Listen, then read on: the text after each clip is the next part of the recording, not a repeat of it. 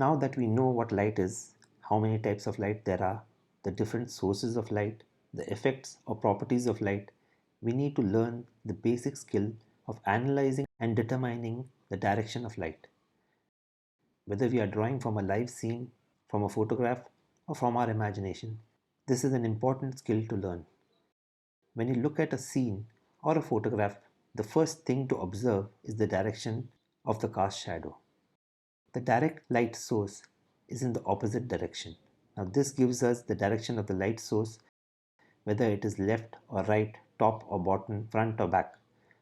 By having this information, we can confirm our assumptions by looking at the surfaces or the planes of the subject matter. For example, if you were looking at a cube and see the source is at the top left and back of the subject, the planes of the cube would tell us that it is more to the top than the left, as the top plane of the cube is the lightest.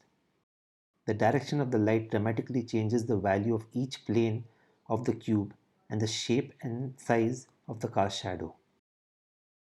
For your assignment, you will analyze and mark the direction of light on the images at the end of this video. If you have got any value from this video, please give it a like and consider subscribing for more.